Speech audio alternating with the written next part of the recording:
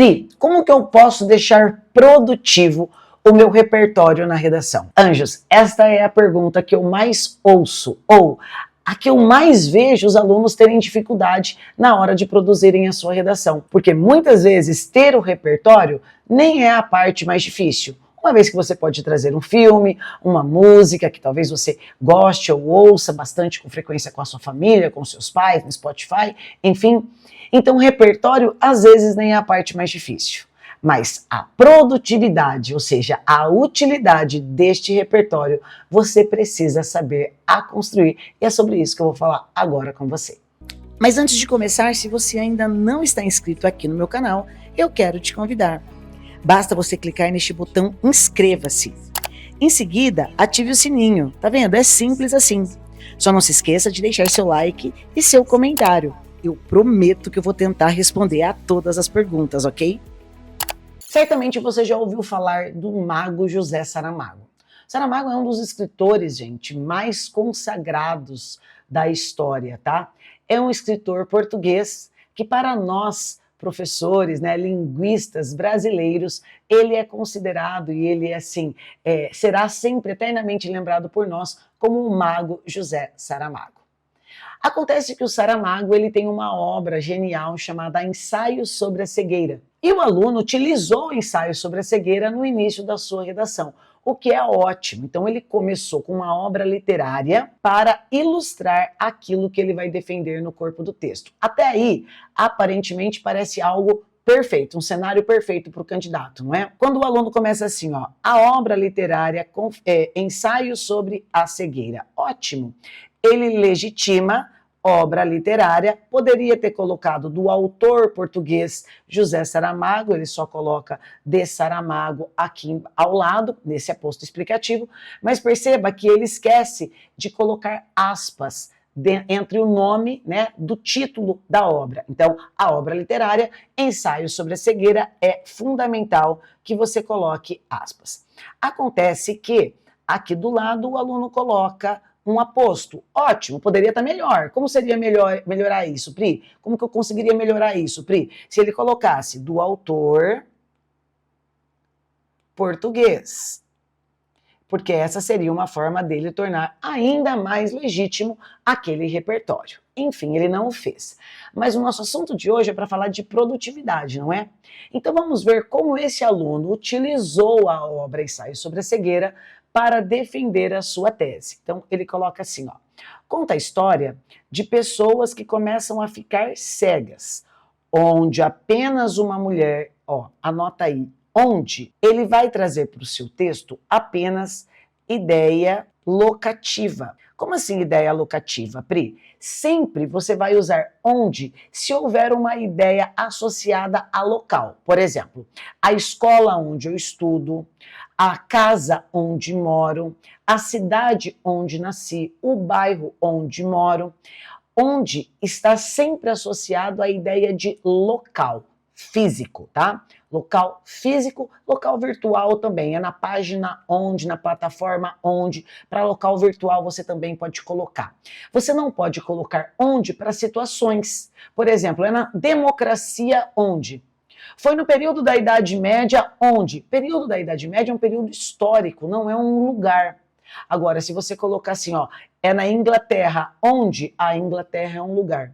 Então, sempre que você utilizar a palavra onde, olhe para as laterais e procure um lugar. Tem lugar para cá? Ele falou de algum lugar? Ficar cega, pessoa, obra literária, história, mulher. Aí tem algum lugar? Não tem ideia locativa. Se não tem ideia locativa, você vai colocar em que, a qual, o qual, cujo, cuja, tá bem? Isso é muito importante, isso é muito importante. Presta bastante atenção para você não errar mais nisso, tá? Que fica salva da cegueira, ajuda todos os outros fingindo estar cega e indo ajudá-las no lugar onde são mandados, vírgula, um tipo de campo de concentração. Perceba que o aluno escreveu da forma como ele fala, perceba que essa vírgula aqui, ó, ela está completamente separando uma oração da outra que não foi devidamente anexada, costurada, amarrada. Isso acontece porque, pessoal, na oralidade, se de repente eu estou gravando esta aula aqui para você e chega alguém aqui no estúdio, eu viro para esse alguém e falo, não, obrigada, não preciso não, e volto. Porque você faz parte do meu contexto, então você vai entender o contexto. De eu estar gravando aula, alguém chegar, eu estabelecer essa pausa, de repente alguém sair e eu volto a falar com você. Na boa, você faz parte do meu contexto, você entende. Agora, no texto escrito, cabe a você, candidato, cabe a você, aluno, amarrar as ideias. Certo? Então perceba que, além do onde aqui em cima, ele mais uma vez coloca ajudá-las no lugar onde, muito embora aqui, ó, o lugar onde existe um lugar, então aqui o onde está adequado, certo? Mas está repetitivo. Então, uma vez que ele já tinha colocado onde aqui, ele repete a palavra onde aqui. O ideal seria que aqui em cima ele tivesse colocado, então, em que, a qual, cuja, tá bem? Então, estabeleça outras formas de construção e selecione melhor as palavras para que não haja repetição.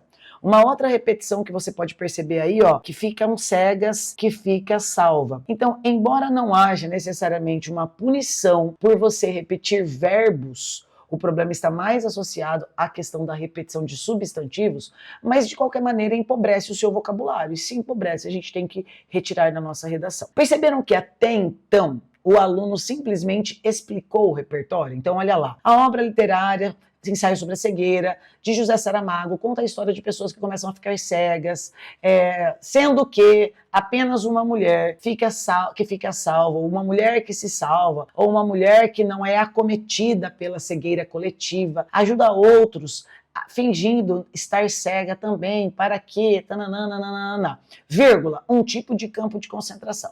Realmente parecia mesmo na obra um campo de concentração. Mas aqui existe um abismo, pois houve simplesmente uma quebra de ideias e o aluno simplesmente coloca uma vírgula e ele dá continuidade na ideia. O nome disso é marca de oralidade e você vai ser prejudicado na competência number 1. Bom, o aluno não para por aí, ele continua explicando o repertório. Depois a gente vai dar a ideia de proporcionalidade aí entre os períodos, tá? Ela é a única que pode dar o devido suporte para ele sobre a realidade invisível e dura que vivem. Então, conforme você pode perceber aí, ó, o aluno gastou 1, 2, 3, 4, 5 linhas, vejam só, 5 linhas para explicar o repertório. É muito, e sobretudo porque este repertório só está expondo, ou seja, o aluno só expôs a situação ilustrada ou narrada pelo Saramago lá em Ensaio sobre a Cegueira. Agora, o aluno veja só, vem comigo para o próximo período, em que ele deveria tornar esse repertório, qual que é a palavra de ordem de hoje, para que nós estamos aqui? Para falarmos de produtividade. Então veja, não houve produtividade, entendeu? Não houve até agora. Pode ser que agora aconteça, mas por enquanto o aluno só explicou esse repertório. Então, ó, assim deve haver um certo limite quanto ao uso da internet, tendo em vista a busca por informação, diversão e contato fora dela. Este é o terceiro período, mas seria um momento em que o aluno apresentaria as palavras-chave. Palavra-chave aqui será que é a internet, ou o uso dos aparatos digitais, e ele colocou aqui a internet. Perceba que não está claro qual é o tema e o pior, qual é a relação entre o ensaio sobre a cegueira e o uso indevido da internet, ou o uso exacerbado da internet. Então eu vou fazer uma reflexão com você agora. O próprio José Saramago, em um documentário chamado Janelas da Alma, ele diz que a população nunca viveu tão dentro da caverna de Platão como vive hoje. Ele diz assim, ó, foram precisos passar todos esses anos para que hoje, de fato, nós estejamos vivendo dentro da caverna de Platão. Cegos da visão, cegos da racionalidade, enxergando apenas sombras da verdade e não enxergando a verdade. Nunca o homem esteve tão preso, tão alienado à caverna de Platão como está hoje. E ele conclui a ideia dele dizendo, e será assim cada vez mais. E essa cegueira coletiva perdurará daqui para frente de uma maneira ainda mais exacerbada. O universo audiovisual que vivemos, inclusive esse em que estamos aqui agora, eu e você, aquilo que nos une é também aquilo que nos aprisiona. Esta é a fala do José Saramago em um documentário chamado Janelas da Alma. Não é aquilo que está escrito no livro, na obra literária Ensaio sobre a Cegueira. Você, candidato, poderia ter trazido a reflexão do Janelas da Alma para a sua redação e mostrar como que a internet ela aliena, como que os aparatos tecnológicos, eles nos cegam, eles nos ludibriam, eles nos envolvem. Ficamos cegos da razão, cegos da visão, cegos da racionalidade. Isso talvez estivesse na cabeça do candidato, isso não está aqui no papel. Isso talvez fosse a intenção do candidato. Agora, você tem que transformar esse conhecimento do José Saramago em um argumento que vá, de fato, defender a ideia de que os aparatos tecnológicos estão nos cegando e deixamos de enxergar justamente pelo uso desmedido da tecnologia. Nós nunca vivemos tanto na caverna de Platão como hoje. Hoje é que nós estamos a viver, de facto, na caverna de Platão. Porque as próprias imagens que nos mostram a realidade, de alguma maneira, substituem a realidade. Nós estamos no mundo a que chamamos o mundo audiovisual. Nós estamos, efetivamente, a repetir a situação das pessoas aprisionadas ou atadas na caverna de Platão, olhando em frente, vendo sombras e acreditando que essas sombras são uma realidade. Foi preciso passarem todos estes séculos para que a caverna de Platão aparecesse finalmente num momento da história da humanidade, que é hoje. E vai ser cada vez mais. Então o aluno continua, e sempre precisamos de alguém para voltarmos a enxergar. Outro problema estrutural aqui que o aluno utilizou foi o precisamos em primeira pessoa do discurso, lembrando que sua dissertação ela é impessoal, tá? Então evite, estamos, fazemos, somos, tá? Evite de todas as formas. Eu estou fazendo vestibular estilo FUVEST, posso colocar a primeira pessoa? Lá sim, porque lá é uma abordagem mais subjetiva. Aqui no Enem é uma abordagem mais social, mais objetiva. Então, opte pela impessoalidade. Você vai defender a sua opinião de maneira impessoal. É complicado isso, né? Em outras palavras, significa não use estamos, fazemos, queremos e somos. Opte por a sociedade faz, percebe-se, nota-se, tá bem? Dessa forma, você não gerará essa pessoalidade para a sua dissertação. Um outro aspecto que você deve considerar, vou pintar aqui de outra cor, para você perceber, deixa eu apagar aqui na verdade, o que o aluno fez, o último período, para você entender aquilo que eu falei de períodos, dá uma olhada. E sempre precisamos de alguém para voltarmos a enxergar. Eu comentei com você agora mesmo que ele usou 5 linhas para explicar o repertório. Depois, quando ele tinha que relacionar, aqui onde está pintado em azul, no trecho azul da redação, em que ele tinha que relacionar o repertório ao tema, ele usou 2 linhas. E para defender a sua tese, que não é uma tese, ele utilizou uma linha. Perceba o princípio da proporcionalidade? Não é que você precisa ter cada período exatamente do mesmo tamanho, mas você percebe aí que o aluno, ele deixou o texto dele extremamente expositivo, porque não tem opinião, não tem nenhum juízo de valor, não tem ele aí. Ele poderia ter transformado esse repertório em algo produtivo? Sim, se ele discutisse aquilo que eu acabei de falar para você. Qual que é, no ponto de vista do José Saramago, a cegueira coletiva a qual estamos submetidos hoje. E a internet, ela é hoje uma forma de cegueira social, de alienação social, de manipulação do indivíduo que nos deixa cegos da realidade, que nos ludibria com tanto apelo, com tanto estímulo, com tanta necessidade que às vezes nós não tínhamos, mas que passamos a ter.